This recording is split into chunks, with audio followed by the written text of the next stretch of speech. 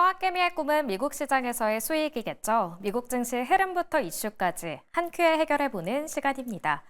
간밤 뉴욕 증시 3대 지수는 인플레이션에 대한 우려로 일제히 하락 마감했습니다.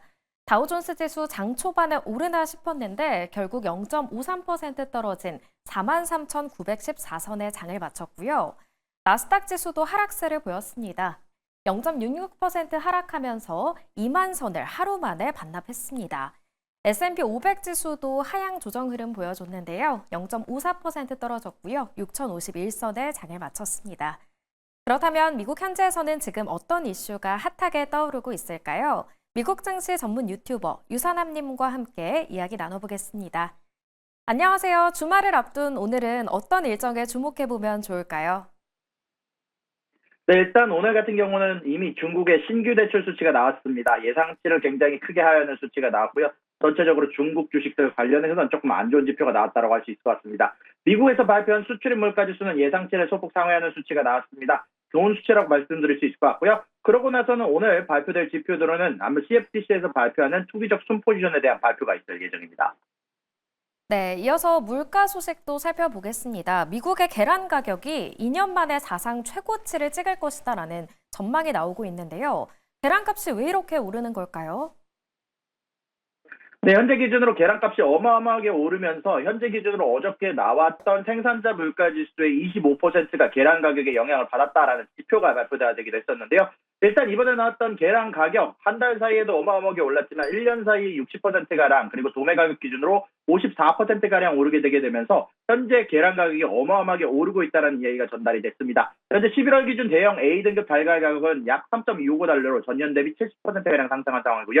여기에다가 주요 원인으로 주목되는 것은 바로 조류 인플루엔자 AI로 인한 대규모 살처분 약 3만 개가 3,300만 마리가 제거가 되면서 가장 커다란 이유로 주목되고 있습니다. 또한 이것뿐만이 아니라 수요 자체도 추수감사절과 크리스마스 연휴 시즌에 다가오게 되면서 수요가 급등하고 있고 또한 이런 부분들 관련해서 최대 달걀 공급업체인 칼뱅 푸드가 주가가 116%가량 상승하고 있고 바이털팜스 또한 145%가량 상승하고 있다는 소식이 전달이 됐습니다. 아무래도 이런 부분들은 연말 연휴로 인해서 제과, 제빵용 달걀 수요가 증가하고 있고 연간 1인당 달걀 소비량이 279개로 미국 내에서도 대체자가 찾기 어려운 상황이기 때문에 아마 이런 부분들 관련해서 미국 농무부에서는 내년에도 생산량 부족이 이어질 것으로 예상이 되고 있고 또한 블룸버그에서는 달걀은 대체가 어려운 식재료로 내일 가격 상승에도 수요가 견조할 것으로 전망하면서 내년까지 이런 부족한 문제가 지속적으로 이어질 가능성이 지속적으로 이야기가 되고 있고요. 또한 이것뿐만이 아니라 생산자 물가지수에 나온 이야기로는 달걀은 기본 식재료로 결국 다른 식품 물가에도 영향을 미칠 가능성이 있다라고 얘기를 하면서 아무래도 주요 달걀 생산업체가 주가 상승 등으로 수혜를 보고 있으나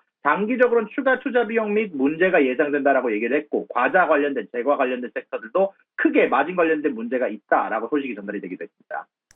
네, 달걀은 정말 많은 음식에 쓰이는 만큼 이 물가 상승이 우려되는 상황입니다.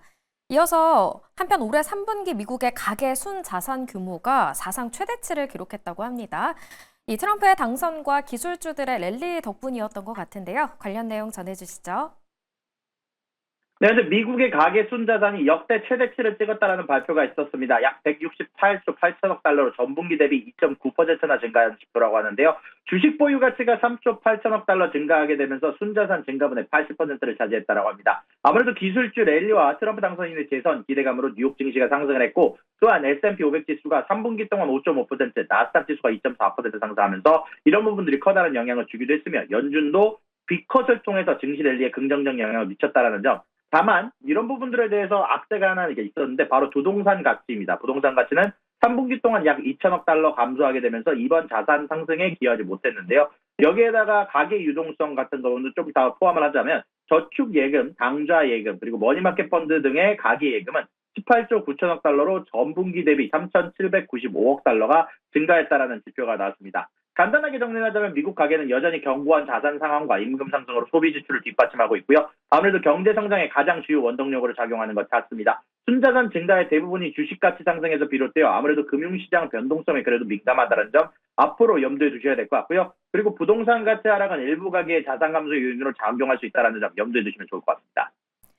네, 다음 소식으로 이어가겠습니다. 삼성전자와 구글, 퀄컴이 손을 잡고 XR 헤드셋을 출시한다고 하는데요. 엄청난 기업들이 모여서 만든 것만큼 그 기능이 기대가 됩니다. 관련 내용 전해주시죠.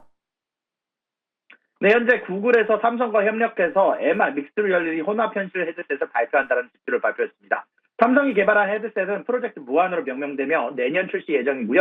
구글 같은 경우 안드로이드 XR 운영 체제와 삼성의 혼합 현실 헤드셋을 같이 합친 것인데요. 바로 애플의 비전 프로와 메타의 호라이즌에 대응하는 헤드셋이라는 발표가 있었습니다. 안드로이드 XR을 통해서 다양한 제조사가 독자적인 XR 기기를 설계 가능하게 할 것이고요. 삼성 헤드셋은 아무래도 가벼운 무게와 더 넓은 시야각 그리고 VR과 AR로의 전환이 가능한 것이 바로 기능이 특징이라고 하는데요. 자, 그런 가운데 안에서 구글과 삼성은 아무래도 애플과 메타에 대응해야 되기 때문에 조금 더 차별화를 중점으로 두고 있는데요. 구글 같은 경우 AI 기반 기술로 강화된 XR 경험을 제공하게 되게 되면서 가구 조립이나 여행 계획, 매핑 등 혹은 구글 서비스 등과 통합을 한 지표들을 발표할 예정이라고 얘기가 나왔고요. 또한 VR과 AR 기술 등 확장 현실 기술을 기반으로 하는 운영 체제와 삼성 같은 경우는 외장 배터리를 제거와 추가함으로써 교체 가능하고 USB-C 연결도 가능하도록 서포트하고 또한 더 가벼운 디자인과 머리 착용감을 개선하게 되면서 숨과 눈동자의 제어 기능을 훨씬 더 편하도록 만들었다는 소식이 전달이 되기도 했습니다. 네, 애플과 메타가 긴장을 해야 할 것 같습니다. 마지막 소식은 브로드컴 관련 소식인데요. 오늘 프리마켓에서 주가가 급등하고 있습니다. 여러 호재가 겹친 것 같은데 상승 이유 설명해 주시죠.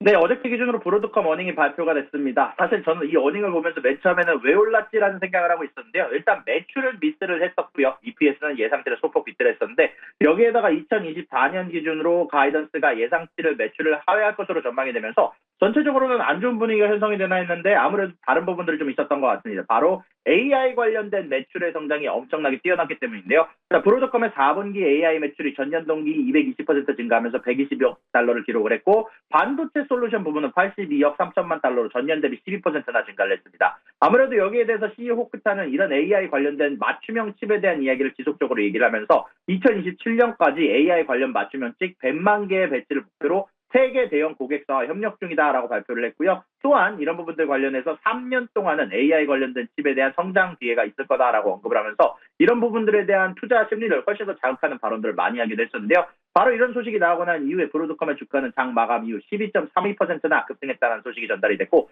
다음 분기에 대한 가이던스 같은 경우는 예상치 145억 7천만 달러를 소폭 상회하는 146억 달러를 제공하게 되게 되면서 전체적으로 시장의 가능성을 조금 더 자극하는 부분들을 발표를 했습니다. 여기에다가 추가적으로 어저께 발표가 됐었던 애플과의 협업 또한 AI 인프라 수요의 급증과 매출의 수익성을 크게 개선할 수 있다는 발표 또한 고객 맞춤형 AI 칩 개발로 장기적인 성장 가능성을 확보하게 되면서 이런 부분들을 통해서 수익 다각화 장기적인 성장 솔루션에 크게 기여했다는 평가를 받고 있습니다. 네, AI 매출이 성장하면서 오늘 프리마켓에서 급등세 보여주고 있는 브로드컴까지 만나봤습니다. 오늘 말씀은 여기까지 듣겠습니다. 지금까지 미국 증시 전문 유튜버 유선남님과 함께했습니다. 수고하셨습니다.